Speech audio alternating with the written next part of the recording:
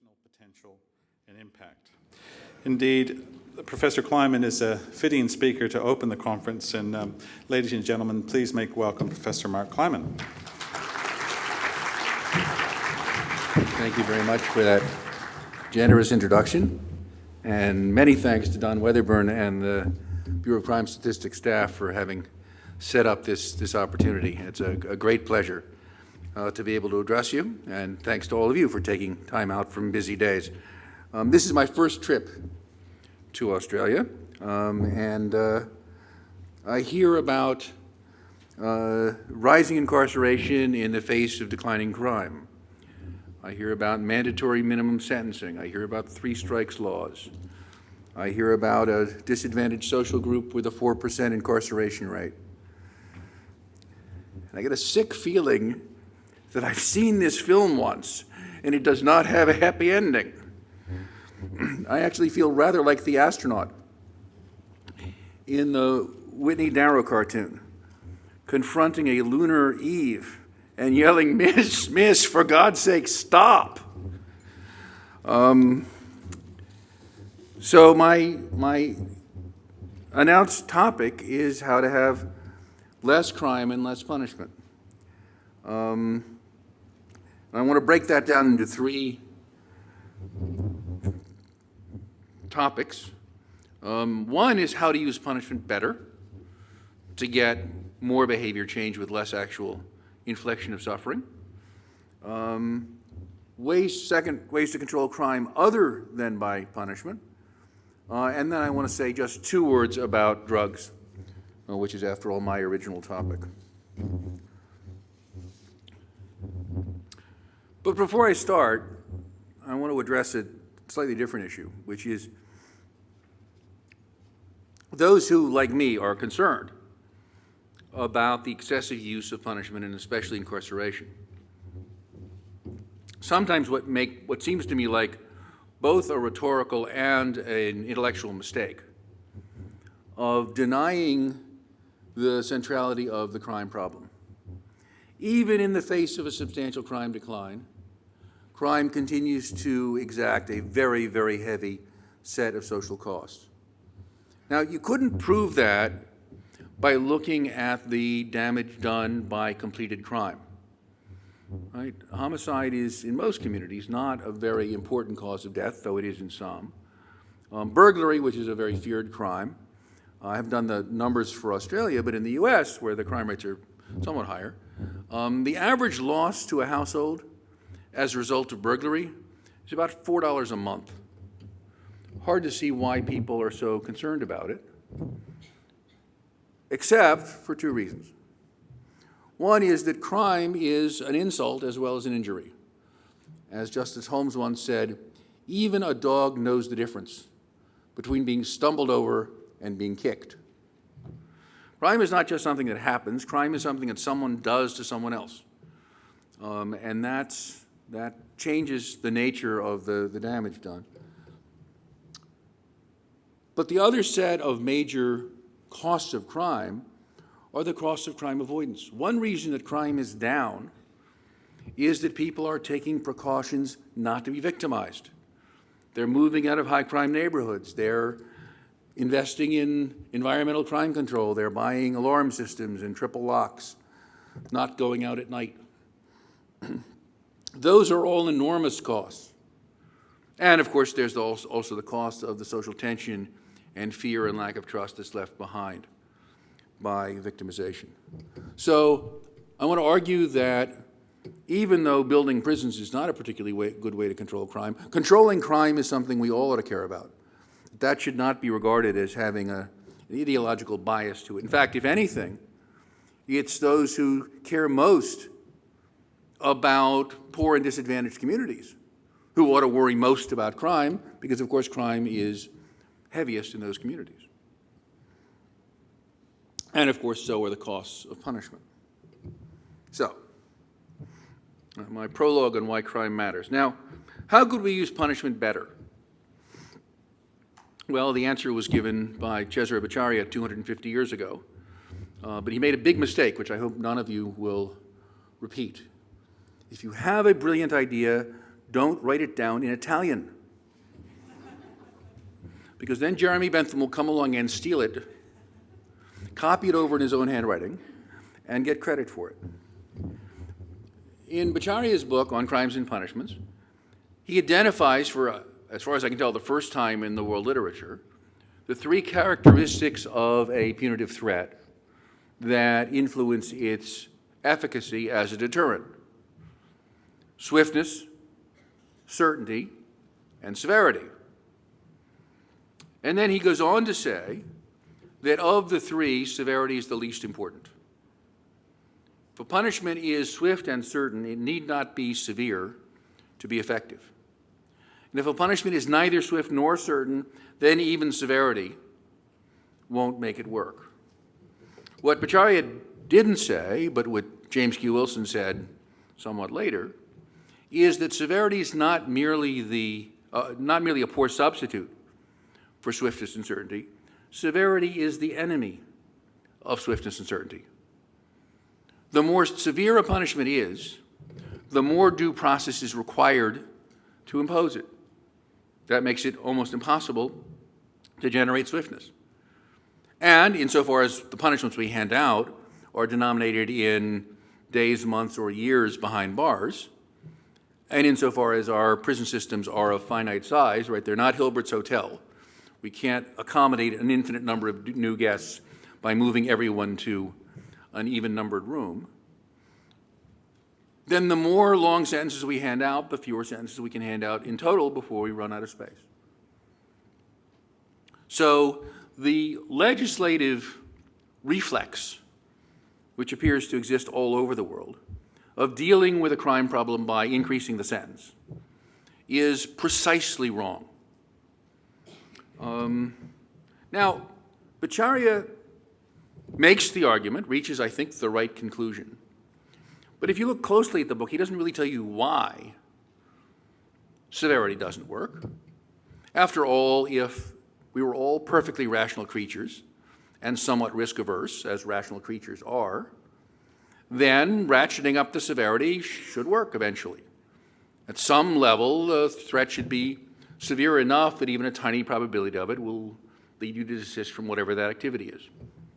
That's the viewpoint embodied in Gary Becker's famous economic theory of crime, which, like as far as I can tell, all of Professor Becker's ideas, is a brilliant portrait of some universe we don't actually live in. If Becker's theory were right, ratcheting up severity would work. But we've done the experiment, and it doesn't. Well, why not? Why is Bhattacharya right and Becker wrong? I think we only started to learn the answer to that recently through the work of the behavioral economists. Once you've read Kahneman and Tversky and Ainsley on hyperbolic discounting and prospect theory and optimistic biases, you say, aha, right? Swiftness and certainty is going to matter, and severity not so much. So I think we now know why Bhattacharya was right, and we also know empirically that he was in fact right, and yet our legislators seem to be somewhat behind the curve on that. All of us, it turns out, are far more present-oriented than we would like to be. I won't embarrass anyone by asking for a show of hands, as I do with my students, about how many people here have had to pull an all-nighter in the last year to get some project done by deadline. But I have.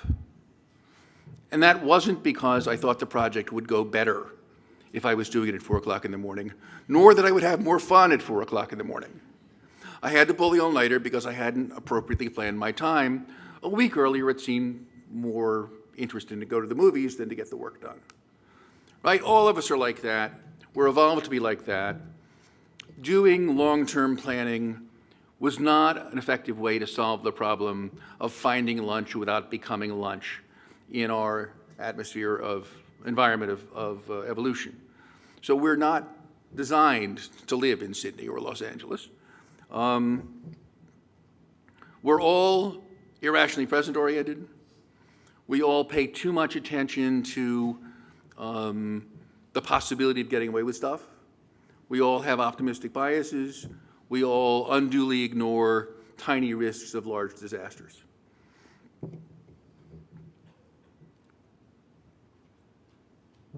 But most of us have that somewhat under control.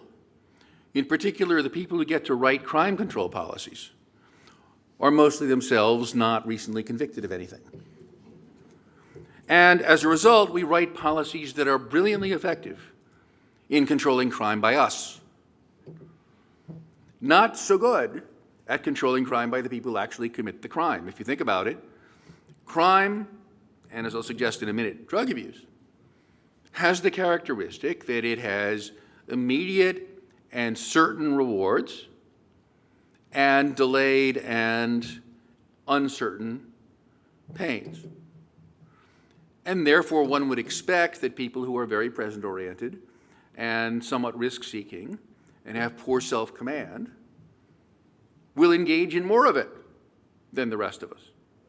So if we're designing policies to deal with offenders, we need to design policies that accommodate this particular decision-making style. Or if we wanted to be really ambitious, we could even think about policies to change that decision-making style so that people will be more capable of living in the free world. All right. With that wave of abstraction, now let me tell you some stories. Judge Stephen Alm got to be a state felony court trial judge in Hawaii, having been the United States attorney there, the chief federal prosecutor there. And probation officers started bringing him cases for revocation. And the judge looked at the case files and said to the probation officers, okay, I see why you want me to revoke this guy. He's got 6 dirty drug tests, usually methamphetamine in Hawaii, and 3 missed appointments in the last year. This is sort of extraordinary because in Hawaii, as most places, a probationer will come in once a month for a scheduled meeting with a probation officer, and if he's thought to have a drug problem, will then take a drug test at that time. So if he's a meth user, all he has to do is not use for 72 hours before a scheduled in 1 month in advance drug test, and he's fine. And yet 30% of the people on probation in Hawaii either test dirty or miss their test every month. I get exactly the same number when I look at 3 different jurisdictions in California. This seems to be a constant. Now you have to ask why. And the answer is not far to seek. What happens when somebody tests dirty on probation? The probation officer says, don't do that again. And when he tests dirty the second time, the probation officer says, don't do that again. And the third time, the probation officer says, if you keep doing that, you're going to get in trouble. And the fourth time, the probation officer says, next time we're seeing the judge. And the fifth time, the probation officer says, look, this is your final warning. And finally, the 6th or 7th or 9th or 12th time, they're seeing the judge, and the guy was going off for 4 months or 2 years. Now, how is he supposed to know which last and final warning was actually the last and final warning? My guess is the probation officer mostly doesn't know. It's a decision made more or less on the spot. But if you wanted a system to encourage lots of offending and lots of sanctions, it would look a lot like that. So the judge said, this is not the way you would raise a child or even train a puppy. I want to see the first violation. And he said to them, look, if this is the guy's 9th violation, what'd you do the first 8 times? And they said, well, we warned him. We worked with him. The judge said, no, okay, I want to see the first violation from now on. And the POs said, but Your Honor, we have caseloads of 180. We have 30% failure rates, 20% positive, 10% no-show. That's more than 50 violations for every one of us every month. It takes 4 hours to write up a revocation motion. There aren't that many hours in the month. And if we did, you couldn't possibly hold those hearings. A revocation hearing takes a morning. You want 50 of those a month for every probation officer? We have to do what we do. We work with them. When they're hopeless, we bring them to you. And the judge said, yeah, but that's really the wrong way to do it. I want to see the first violation. And the PO said, Your Honor, is there some part of impossible you'd like us to explain more slowly? We can't do that. So, is much smarter than the average judge and much less stubborn. And he said, okay, we'll compromise. There are some people who have violated so often that the next time you'd bring them to me. Now, again, I suspect that that decision had not actually been made in the minds of the probation officers. So he said, make me a list. Make me a list of the people you would bring in next time for revocation. So these are felons on probation, mostly not for drug charges, mostly for property and violent offenses, who had been repeatedly violating their terms of probation. That was the selection mechanism. So this is anti-cherry picking, unlike a drugs court, which gets rid of everybody who might be a problem and then says, oh, our people succeeded. Called those 35 people in for what he called a warning hearing. Right? This is a brand new judicial proceeding he invented on the spot. Nice to be a judge. And at the warning hearing, and by the text for this is available on the Hawaii court's website. And it's a masterpiece. I mean, it just suggests to me that, unlike most people, he'd actually been paying attention in his Psych 101 class. First sentence, and I think this turns out to be the most important intervention in the whole program. The first sentence of the warning hearing is, everyone in this courtroom wants you to succeed on probation. Right? First step, establish goodwill. Then he says, probation is a deal. You did something we could have sent you to prison for, but we didn't. And in return, you agreed to keep some rules. But you haven't been, have you? So, from now on, every time you break a rule, there's going to be a consequence. I can't control what you do. I can only control what I do. And what I'm going to do is send you to jail every time you break a rule. There's much more. And as I say, the script is well worth looking at. But the mechanics are that he assigned everyone a color code. Right? You're purple 2, you're red 3. Gave them a phone number, which is a recorded voice telephone. There's no human being at the other end, which they have to call every morning, 5 days a week. And the mechanical voice reads a list of color codes.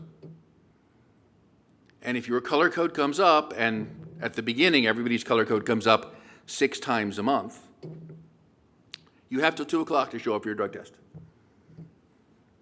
The office is open at 7:30 in the morning, so anyone who has a job can submit a test on the way to work. And the judge said, if you're dirty, bring your toothbrush, because you're going to be in jail that night.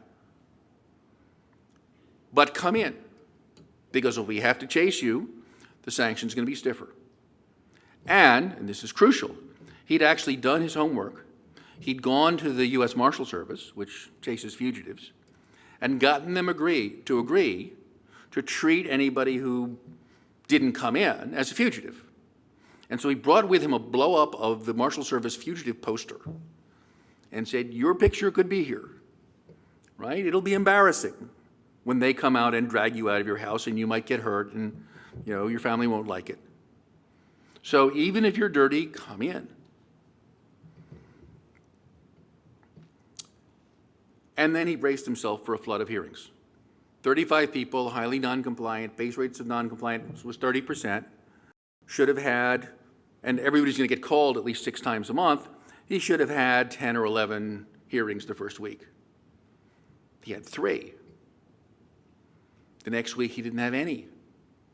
Of those 35 people, 17 never drew a sanction in an entire year.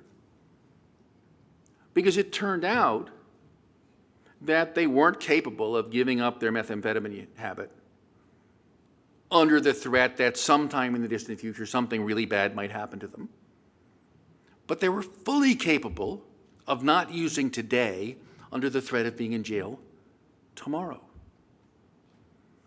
So Angela Hawken at Pepperdine actually set this up as a randomized, once we had the preliminary results, set it up as a randomized controlled trial, 500 people, 2/3 experimental, 1/3 control. In that randomized trial, the experimentals had half the arrest rate of the controls. They had 10% of the drug use, measured drug use rate of the controls, even though they were being tested randomly and the controls were being tested only on schedule. They spent about as many days in jail as the controls because they were somewhat more likely to draw some jail time, but much less likely to draw a long jail sentence or spend 6 weeks awaiting a revocation hearing. They spent about 1/3 as many days in prison because they were less likely to be rearrested, less likely to be convicted of a new crime, and much less likely to be revoked. They were not ordered to go to drug treatment. That's another central innovation here. So saving on treatment resources, everybody is told you can have treatment if you want it, but what you have to do is not use. People who repeatedly failed, somebody tested dirty 3 times in a month, the judge was likely to say, okay, you're not controlling on your own.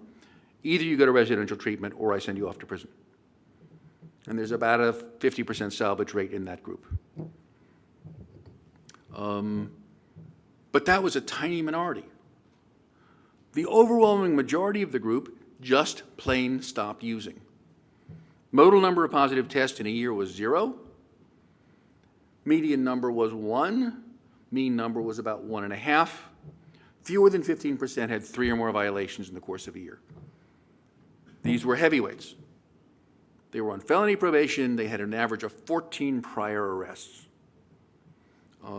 We don't know how many prior treatment episodes they had. If you define success in the following, it seems to me, rather rigorous way. At 1 year, in compliance, never absconded, never had an arrest for a new crime, have not tested positive or missed a test in the last 3 months. If that's the definition of success, 80% succeeded. And that includes 5% who never showed up in the first place. Take all the people who actually showed up for the warning hearing, more than 90% were okay at 1 year.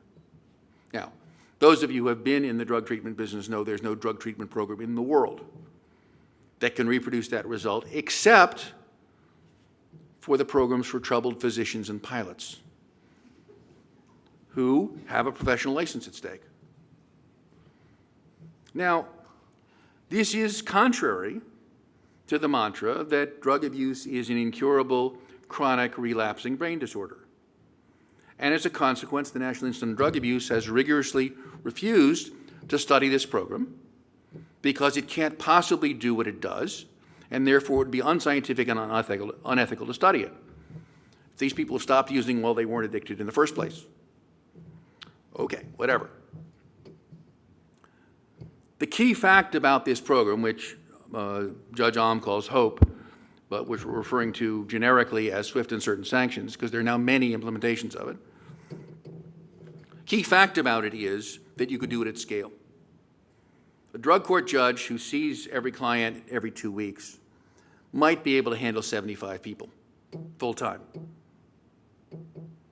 In the HOPE program, other than the warning hearing, which takes about 20 minutes but can be done in a group, the judge only sees the probationer if the probationer breaks a rule, which they mostly don't. Alm now has 2,000 probationers in a single courtroom with no additional staff. This is a program you could do at scale. This is not a specialty boutique program for a few selected offenders. This is the way community corrections ought to work for people who have drug problems and for people who don't have drug problems. Any behavior you can monitor, you can control, if you in fact monitor it and if you promise a sanction for every violation. And this has been extended in a variety of ways. There's several jurisdictions that have done it. We've done it with parolees or more severe offenders in Sacramento and Washington State. We're getting the same results. In South Dakota, which has a massive drink driving problem, it's a perfect storm for drink driving.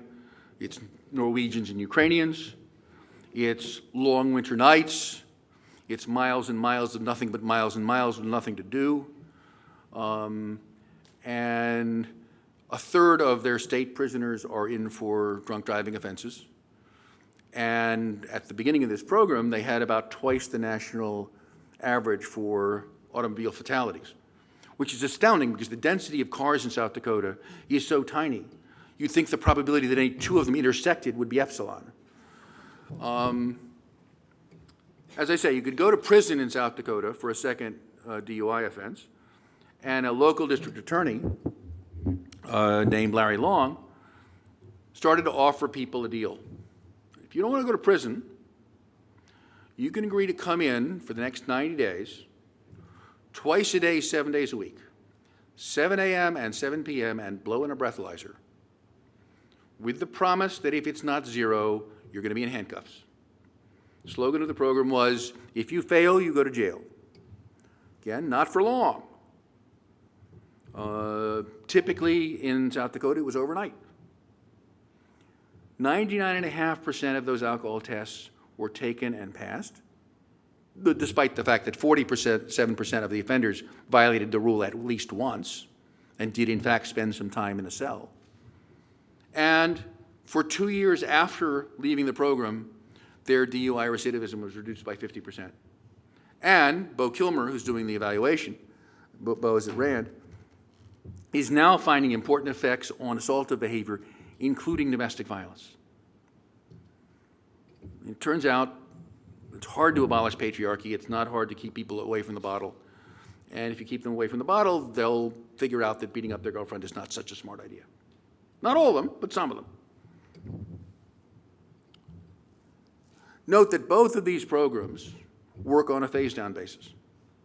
If you get through your 90 days on Sobriety 24/7, which is the South Dakota program, you're off the program. In Hope, if you spend, the Hawaii program, if you spend 2 months meeting all of your requirements, you get a new color code. And now you only have to come in 4 times a month for a test, and then twice a month, and then once a month, which is back down to your original frequency. Oddly enough, probationers on Hope who are told by their probation officer, congratulations, you've got 6 good months put together, we're facing you down to once a month, sometimes say, let's not. This is keeping me honest. Let's not mess with success. The most amazing statistic about the Hope program is that it's a purely punitive program. There's not a carrot anywhere in sight. There's not a social service anywhere in sight. 75% of the probationers involuntarily assigned to the program report strong satisfaction with it, including the people that you interview while they're in jail doing their sanction. They're saying things like, well, Judge he's strict, but he's fair. He told me what he was going to do, and he did it. And they're using lots of I language. I messed up, and this happened to me, as opposed to the judge was mad at me, and that's why I'm here. So I'm no longer thinking about this as a pure deterrence program. I think what's really going on here is that some of these people, for the first time in their lives, are in a relatively sane and predictable environment where their short-term outcomes are tightly coupled to their immediate behavior. Right? Many of them grew up in households where most of their misbehavior was neglected, but occasionally they got a beating. And they were in neighborhoods where random things happened, where the structures of economic opportunity were not particularly attractive, and where any money you did earn was subject to random aggression by offenders. Many of you probably know about the famous Marshmallow experiment. How many people is? Okay, well, let me tell the story for the rest. Take a group of 7-year-old boys, put a marshmallow on the table in front of each one of them, and say, I'm going to leave the room, and when I come back, everyone who still has his marshmallow, who hasn't eaten it already, will get a second marshmallow. Now, all of the boys want to wait because they'd rather have 2 marshmallows than 1. But if you're away for 10 minutes, some of them can and some of them can't. Some of them just, after a couple of minutes, they just grab the marshmallow and put it in their mouth. According to the experiment, which may or may not have been correctly done, I don't want to insist on this too much, the kids who eat the marshmallow are more likely to be school disciplinary problems, more likely to be juvenile justice involved, more likely to be dropouts, more likely to wind up in prison. And less likely, if none of that happens to them, to do well in their careers than the people who have the capacity to wait, right? B.F. Skinner could have told us this. So that's a rather beautiful experiment. The even more beautiful experiment was done about 2 years ago. So you're going to do the same thing, except you do this first. Take each kid and give them 5 crayons and a sheet of butcher paper and say, there's a drawing contest. Whoever draws the most interesting picture gets a prize. And as he picks up the first crayon, you say, 5 crayons aren't really very much. Should I go down to the storeroom and get you a whole box? And most of the kids will say, yeah, I'd like to have a whole box of crayons to work with. And the experimenter goes off and comes back 10 minutes later and says, oh, I'm sorry, they were out. You'll just have to use the 5 crayons you have. All right, then they make their drawings. You throw those away because you aren't actually going to do anything with them. Then you sit them down and do the marshmallow experiment.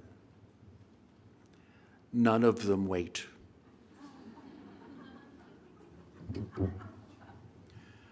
The first rule of decision analysis is, since life is uncertain, eat dessert first. If you're in a random and chaotic environment, it doesn't make any sense to do long-term planning. You grab what you can while the grabbing is good.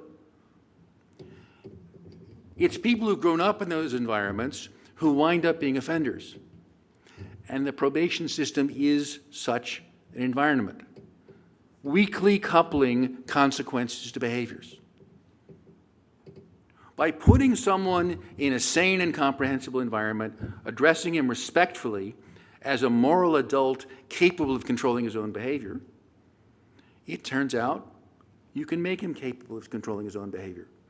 I had the pleasure of having dinner Monday with Michael Farrell, whom some of you know, the head of the National Drug and Alcohol Research Center, who's done a lot of work with drug treatment and trains drug treatment professionals. And he says, the first thing you say to a drug treatment professional is, when you have a new client, give him a task that he can do, and then praise him for doing it. And now you're ready to work. So that's what I think HOPE is doing. Shockingly, we've not had any research funding to find out. We know about the criminal justice outcomes. We know about the drug testing results. We don't have any of the other data on this program that we'd have if it were a minimally effective drug treatment program. Because, again, the people who fund drug treatment research don't want to hear about this result. I don't think it's specific at all to drug abuse. Drug abuse is easy to monitor, right? I can know about that slice of somebody's behavior for $5. Alcohol is a little more expensive to monitor. The other thing that's reasonably cheap to monitor is position. With a GPS-enabled and tamper-evident anklet, I can know where somebody is 24 hours a day, 7 days a week for about $4. It's more expensive if I want to monitor him in real time. But if I just want to set up the machine to know where he was and tell me if he wasn't where he was supposed to be, then that's another big chunk of behavior you can control. You can put somebody on curfew. You can put somebody on home confinement.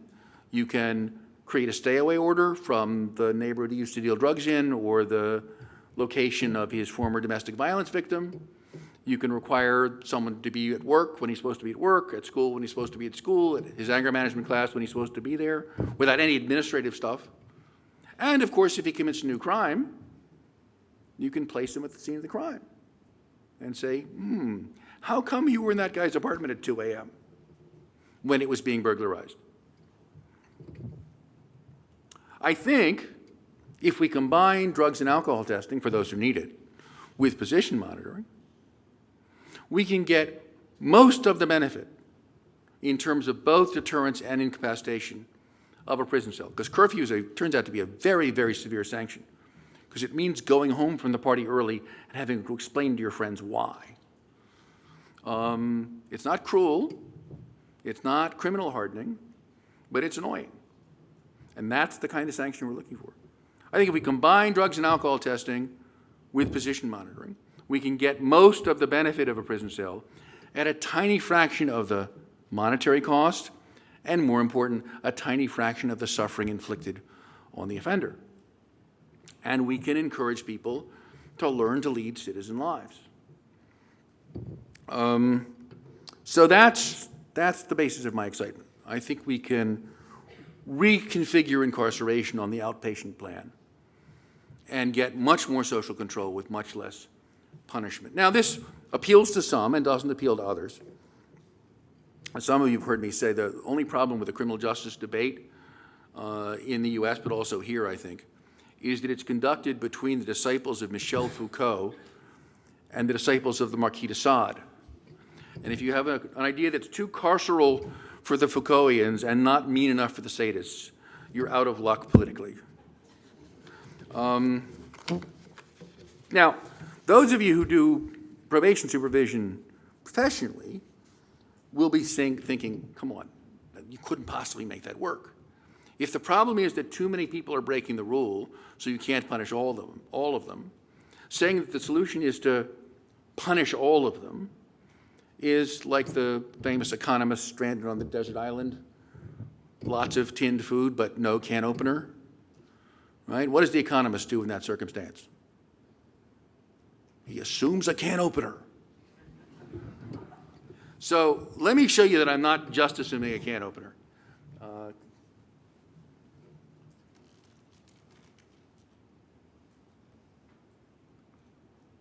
right, so here's a little simulation program.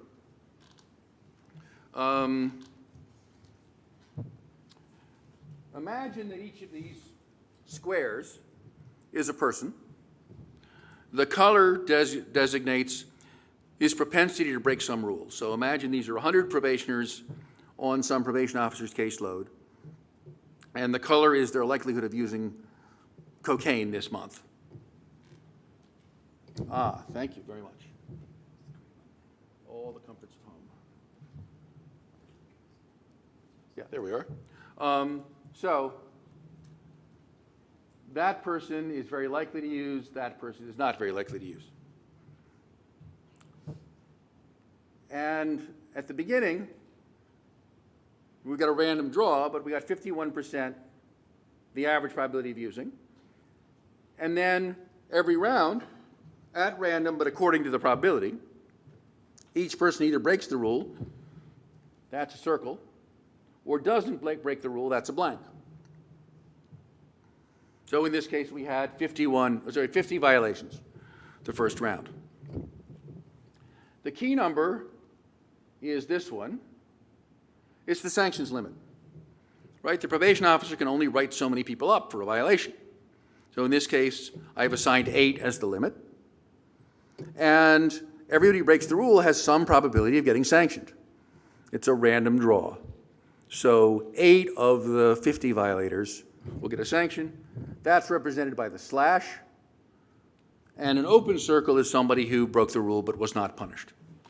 The rule of motion of the system is simply that if you break the rule and get away with it, your probability goes up. And if you break the rule and get punished, your probability goes down. Purely mechanical, no communication among the offenders. They only learn from their own experience, not from each other's. And there's no direct communication. This is the crudest possible model.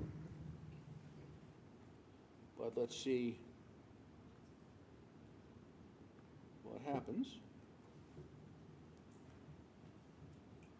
You'll notice that the average violation probability, which is there, has started to go up. Once it goes up, the risk of being punished gets even smaller. And so this saturates out, right? So this illustrates what I think is a general phenomenon of positive feedback in violation rates. if you're somebody subject to a rule who will break that rule if and only if it seems advantageous, you can't know what you want to do unless you know what other people subject to the same rule are doing. If I'm in Minneapolis, where all the Norwegians park legally, right? That's what Lutheranism does for you. And I park illegally, I'm going to get a ticket because there are not many illegally parked cars, and therefore the police can ticket all of them. If I'm in Boston, where I spent a lot of years, and everybody misparks as a matter of principle, the probability of getting a ticket is very low because there are just too many illegally parked cars for anybody to do anything about it. It's like a probation office. Everybody's breaking the rule, everybody's getting away with it. So this is a system that has positive feedback built in and leads to what my teacher Thomas Schelling calls tipping phenomena. Situations, by the way, some of you know there's a book by Malcolm Gladwell called The Tipping Point. It's a massive plagiarism of Schelling. There's nothing in it that's right that wasn't in the original Schelling paper, and he never mentions Schelling's name. So this is a tipping phenomenon. Notice if I started with a better behaved population,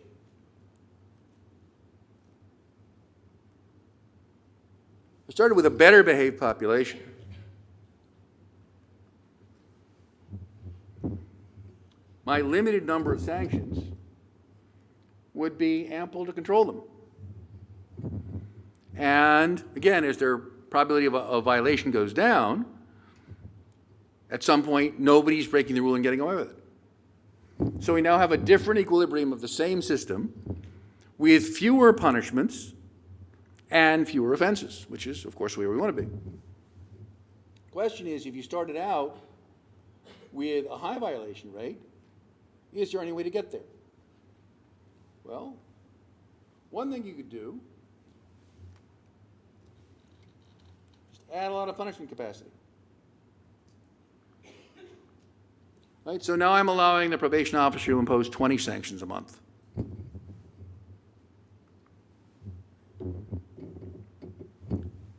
And you can see the probability of violation goes down. This is basically the other end of an epidemic S-curve.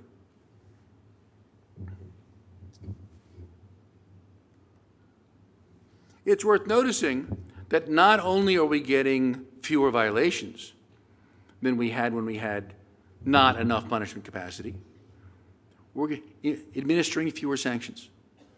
Right? Once people aren't breaking the rule, you don't have to punish them. Right? So this is Schelling's principle. A brute force punishment works when it's actually applied. A deterrent punishment works when it's not applied.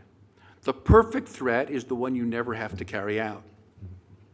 Now, if I were doing this with human beings rather than pixels, I'd want to warn people, as Judge Alm does, that they're under the higher threat, because the more they know that, the less they'll violate and the less they have to be punished. Still, to some extent, I have just assumed a can opener. Just essentially assumed away the sanctions capacity constraint. So what could the probation officer do back at 8 sanctions?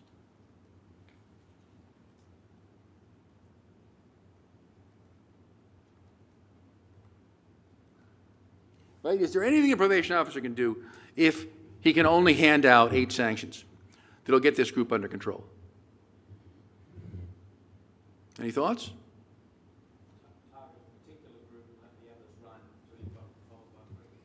Target a particular group, let the others run until you've got control of one group. So, for example, call that person number 1 and that person number 100, and have the rule that instead of selecting violators for sanctions at random, you're going to select the lowest numbered violators.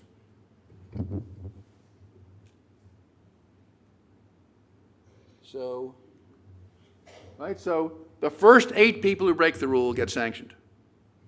And notice what's happening. The overall probability of violations going up. But up here, it only goes down. Those people can never break the rule without being sanctioned, so their probability is always going to go down. And as they become compliant, the pressure mounts on the people just below them. And then as they become compliant, the pressure mounts on the people just below them. And eventually we bleach the screen from top to bottom. I call this the law enforcement miracle of the loaves and fishes. Or if you're from a different tradition, this is the sacred oil that burns for 8 nights, even though there's only enough for 1 night. Concentration is the key to generating certainty in a population. By starting with somebody, getting somebody under control, then once they're under control, they're not using up any of your sanctions capacity, move to somebody else. If Ahmed started with 2,000 people in hope, it would have crashed. When he started with 35, it worked. He did what this program won't do. He did a direct warning.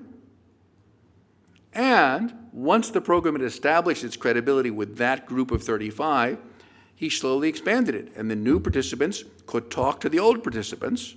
And here, no, you really can't get away with it. If you're on hope, you might as well deal with it. So, that seems to me, at least to indicate, though I can't claim that it demonstrates, that the process of sequential or dynamic concentration can solve the problem of using not enough enforcement capacity to get control. Right? This is a force multiplier.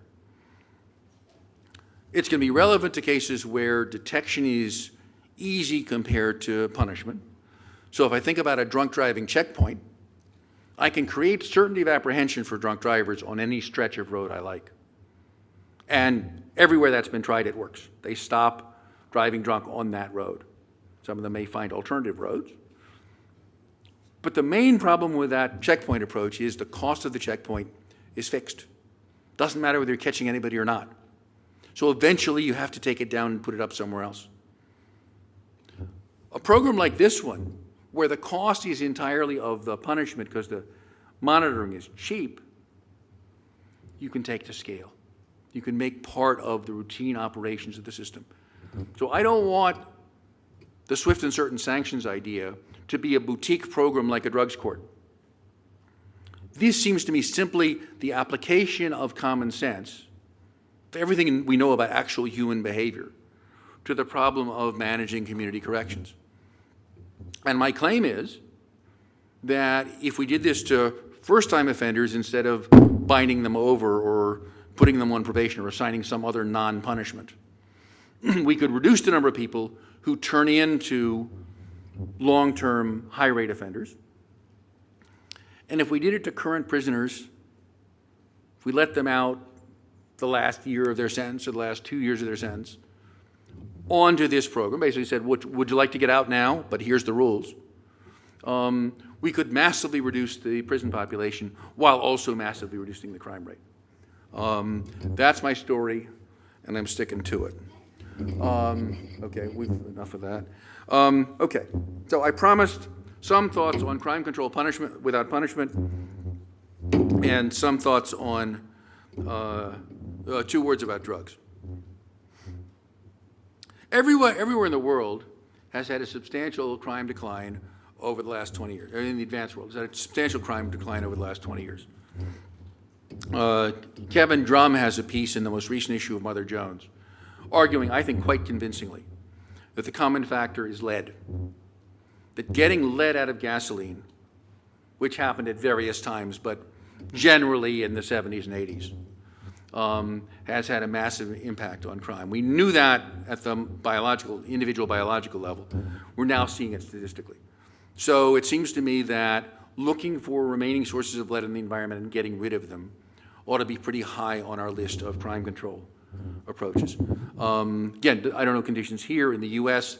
The 2 remaining problems are lead in the soil as a result of previous automotive emissions. And they're expensive but feasible ways of cleaning up the soil. Problem is little kids play in the soil and put their hand in their mouth. And micrograms of lead are deadly. And the lead paint in the interior of old buildings. And particularly the issue is the window sash. And so replacing the windows turns out to be a pretty effective thing to do. It's also good for energy efficiency. The Nurse-Family Partnership Program, which is basically parenting coaching for young, poor, poorly educated, first-time mothers who are unwed, turns out to have substantial impacts on both their own fertility, their own criminality, but also the criminal activity of the children. The Good Behavior Game, which is a classroom management technique based on forming teams and rewarding teams, none of whose members break the rules, turns out to have very large effects. Do that in the first grade, you see a bigger effect on drugs use in the 7th grade than from any drug prevention program we know. And there look to be impacts on both juvenile and adult criminal justice involvement. That program costs almost nothing. You could change the school day. If secondary school started at 10 o'clock rather than 9 o'clock and let it at 4 o'clock rather than 3 o'clock, you've taken an hour out of the prime burglary day and also out of the prime pregnancy and sexually transmitted disease day. Relatively few of those kids will get up at 7 a.m. either to commit a burglary or to get somebody pregnant or get pregnant themselves. And in any case, mom and dad are still home. Right? The problem with the school day as we now run it is that there's a 2 or 3 hour gap between when the kids get out of school and when the grown-ups get home, and that's just a good time to get in trouble. Also, it turns out that if you have a later school day, adolescents do in fact like to sleep late. They get more sleep, and therefore they perform better in school. But it's inconvenient for the adults, so we don't do it. Shock trauma units. Right? The victim of a stabbing or gunshot wound has an infectious condition. He's likely to give a stabbing or gunshot wound to somebody else when he gets out. If he had a sexually transmitted disease, the physicians would worry about that. They wouldn't be satisfied to patch him up, give him a shot of penicillin, and send him back out in the world. They'd want to make sure that the disease does not get retransmitted. The shock trauma surgeons mostly are content to save that guy's life and not use the leverage they've established with that person to minimize the probability that they've simply let a murderer loose. The general principle here is that lots of social service agencies can do something useful about crime. That's not the same thing as saying that giving more money to social service agencies is naturally crime reducing. I'm sure there are things that schools can do that will reduce the criminal activity of their pupils. I'm equally sure that no principal in the US, and I'm pretty sure no principal here, knows how many of his students was arrested last year. That seems to me like a statistic you'd want to know about. And if you don't know about it, you're not creating much incentive for the principal to do anything about it. You don't measure it, you don't manage for it. So we ought to be using social services to reduce crime, but that means tasking the social services and health agencies with crime control, which means gathering statistics. I don't think it means taking money out of the criminal justice system and put it into the social service system. Right? We ought to be screening people for drugs and alcohol abuse when they come in for a routine physician's office visit. You don't have to take money out of the prison system, put it in the health system for that. That'll save health system dollars. That'll improve health outcomes. So the notion of just industry investment as raiding one budget to feed another budget seems to me misplaced. The main justice reinvestment we need to do is away from institutional corrections and toward community corrections. Very hard to change somebody's behavior on the outside by anything you do to them on the inside. If you want to make somebody a good citizen, you've got to do that in the neighborhood he's going to live in. All right, I promised 2 words about drugs policy, and those words are alcohol and violence. Alcohol is to all of the illicit drugs in the damage it does to health and in the crime it creates. Alcohol is to all the illicit drugs as the Pacific is to the Mediterranean. And we have our entire Navy in the Med. There's no drugs policy nearly as effective as raising alcohol taxes or creating a minimum unit price for alcohol, take your pick. Nothing is nearly that easy. It's a free lunch. Doesn't require enforcement. And puts very modest burdens on moderate drinkers. When I was growing up, my parents took the New Yorker, from which that cartoon was drawn, and the back cover of the New Yorker used to be an ad for Johnny Walker Black Scotch. This was before Americans knew about single malt, so Johnny Walker Black counted as premium Scotch. And one of the ads said, if the difference in price between ordinary Scotch and Johnny Walker Black matters to you, you're drinking too much. That's a central principle of drugs policy. More expensive alcohol, more expensive cannabis if we decide to make cannabis legal, will cut down on the consumption precisely of the problem users. There are other things we can do on the alcohol side. Programs like 24/7, which control drinking by problem drinkers on the drinker side, and that ought to be extended from drink drivers to drunken assailants of all kinds. We could also try to control that on the seller side by requiring that everyone be carded and giving people who have been convicted of an alcohol offense a driver's license that's not a drinker's license. Wouldn't work perfectly, but it'd work some. The other word about drugs is violence. We have been asking law enforcement to do an impossible task. Law enforcement can reduce burglaries by arresting burglars. If I put a burglar in prison, he's not committing any burglaries. It's very hard to break into somebody's house while you're in prison. And more important, nobody's doing his burglaries for him. Burglars weren't lining up waiting for apartments to become available to be burglarized. Apartments are plentiful, burglars are scarce. So the defining factor in burglary is burglars. Now let me take a drugs dealer, retail drugs dealer, active market, and put him in prison. How much have I reduced drugs dealing? Not at all. Simply created a niche for a new dealer.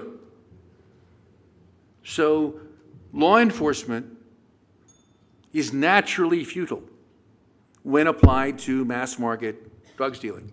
In the US, we've multiplied the number of cocaine dealers in prison by a factor of 15 as the price of cocaine has gone down by 80%. Wayne Hall knows that Peter Reuter and I wrote a paper many years ago called Risks and Prices, which concerns the effect of drugs enforcement on drugs pricing. And there's no sadder sight in all of science than a beautiful theory mugged by a gang of ugly facts. It's a beautiful theory, it's just wrong. We should stop asking law enforcement to do the job it can't do of protecting public health by reducing drugs abuse, and start asking it to do the job it can do, which is suppressing the violence and disorder that go with illicit drugs markets. If we want to suppress demand, the right way to do that is in the community correction system. Most consumption of illicit drugs and alcohol occurs among a fairly small minority of very heavy users. Suppressing casual drug use has almost no impact on the drug markets. It's the first rule of duck hunting. Go where the ducks are. Telling more creative lies to school children is not going to reduce demand for illicit drugs. Making probationers stop will reduce demand. So those are my 2 words about drugs, and now we get to the interesting part, your questions. Thank you.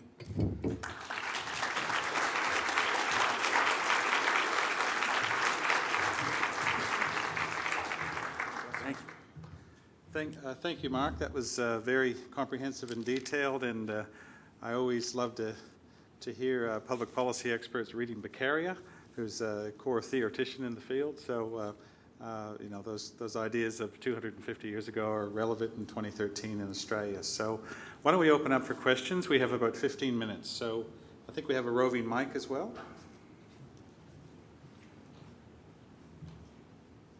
There's a question here in the front.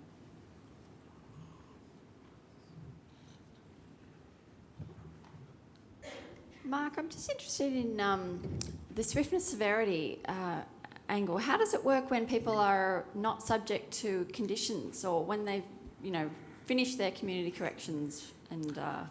Well, if they're no longer committing crimes, I'm not going to worry about it. I mean, in the HOPE program, we're now doing a 2-year follow-up. So 2 years after they're off the program. It looks like we get continued impact on their drugs use. But my view is if they stop using, fine, we can ignore them. If they go back to casual use, I'm prepared to ignore that too. If they go back to a pattern of drug use that leads them to commit a new crime, they'll be back on the system. I'd be prepared to think seriously about ending criminal penalties for possession for personal use, on the theory that if we're going to repress drugs use among people who've made their drug problem our drug problem, we can afford to be casual about the rest of it. But I don't insist on that. Do you know whether they have better outcomes beyond their... There's been very little capacity to study this program. It looks like we're getting, the first set of results, Angela Hawkins doing this work, the first set of results we got was some hair testing. And I think of the first 30 people we were able to get hair tests from, 29 were negative, 2 years after the program. So looks like we're getting good results, but I can't tell you the final outcome. Maybe if we can get that tried in Australia, we could actually get the research done here. We have time for more questions. There's one in the back. I'm just interested in how long the penalty is in the HOPE program, for instance, in Hawaii. Is it just an overnight in jail? What is the penalty? All right. So the HOPE program started with 2 weeks as the first sanction. My sole contribution, practical contribution to it, was to say to the judge, try 2 days and see if that works. Answer, we had at one point there were several judges doing it, and so we had natural variation across the judges.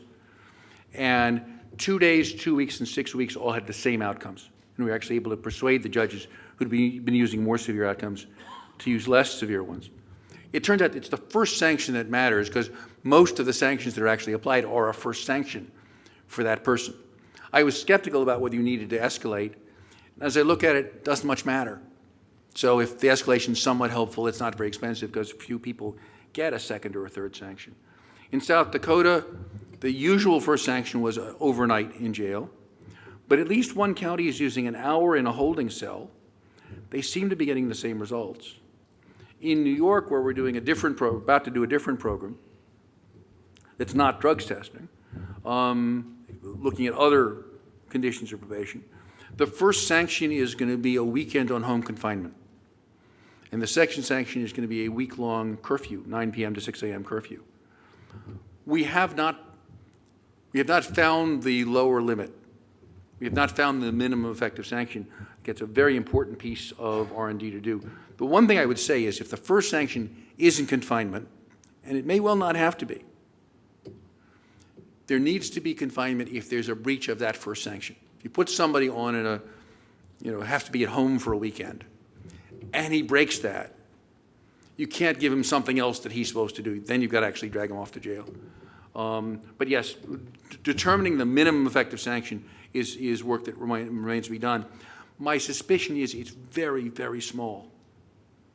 What the offender needs to know is that that threat was real, and that the second threat that's more severe is therefore also real.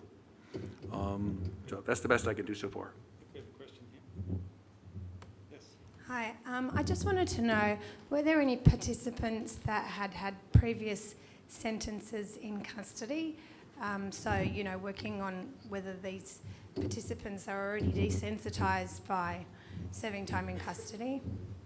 In Hawaii, lots of them had previous custodial sentences, and that does not seem to have been a predictor of success or failure.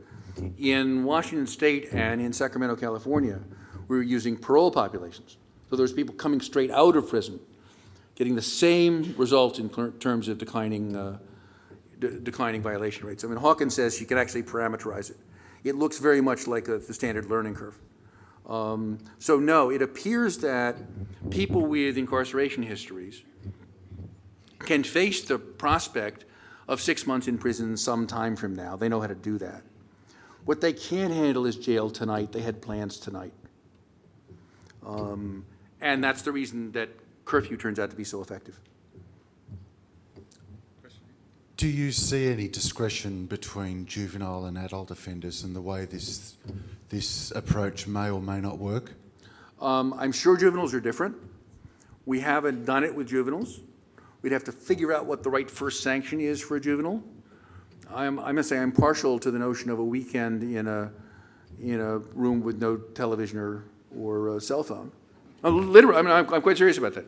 You know, take the kid out of school Friday afternoon, put him in a room, say, look, there's no lock on the door, but there's an alarm.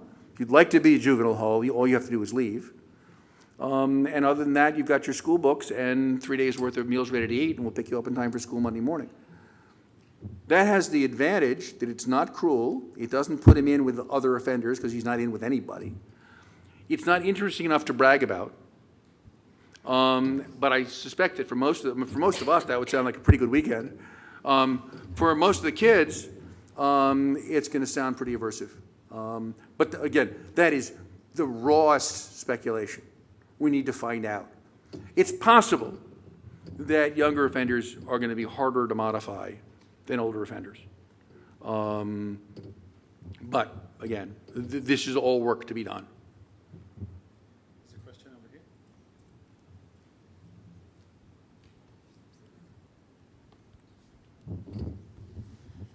You said that there's no carrots involved in this program.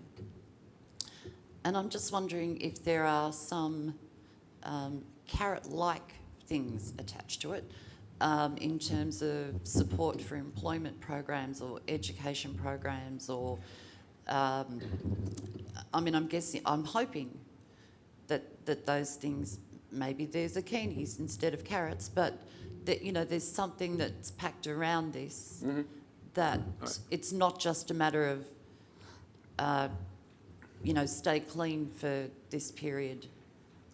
Great. Okay, so really central question. Several things to say about it. One is there actually is a carrot, which is decreased supervision, and in many cases early release from probation. But that's a sort of long-acting carrot. There are services. Now, the advantage of there not being services is that you don't spend money, and therefore you can do it at scale. I'm very nervous about any services-oriented program because you probably can't do it for everybody, or at least you can't do it well for everybody. But the employment thing, it seems to me, utterly central.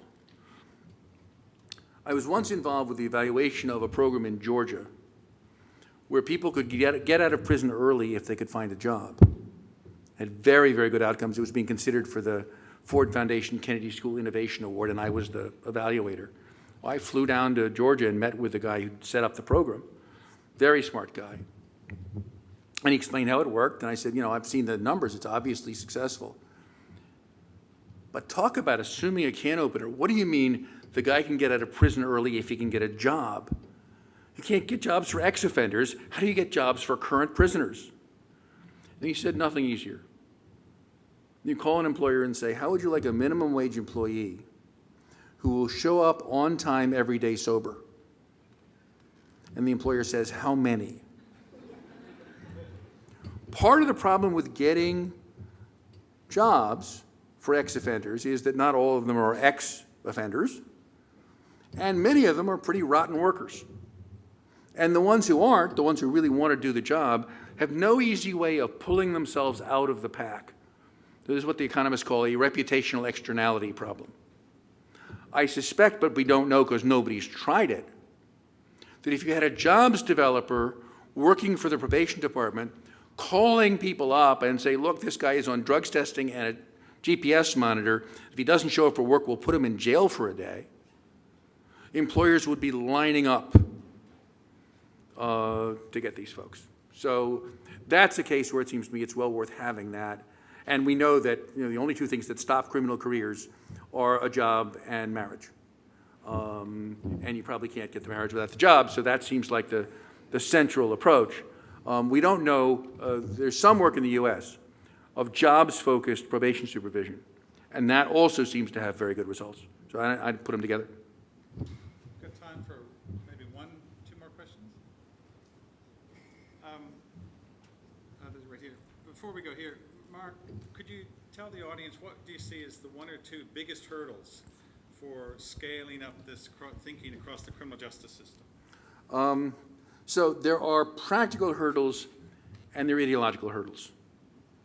If drugs abuse is a chronic relapsing brain disorder that requires treatment, then this couldn't possibly work.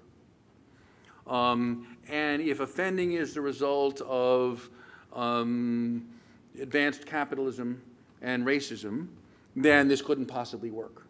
So the first thing to say is, you know, it's possible for micro-programs to make an impact without changing larger phenomena. On the practical side, it requires re-engineering the entire community correction system. And the problem is, here and in the US, nobody's in charge of that whole thing. The probation department doesn't work for the judge. The cops don't work for the probation department. You need judges, court clerks, probation managers, line probation agents, defense counsel, prosecutors, police, treatment providers, and jobs developers who are going to go in that direction, all working together on the same set of principles. And it's a very different set of principles than they're currently working on. Adele Harrell ran an experiment in the District of Columbia Drug Court. It took 2 years to persuade the judges of that court to try a testing and sanctions program in competition with their existing treatment-oriented program. Within a matter of weeks, long-term heroin users who were on the testing and sanctions program had stopped. And when the experimental period was over, all of the judges went back to doing it the old way. So Adele's conclusion from the experiment was that changing addict behavior is easy.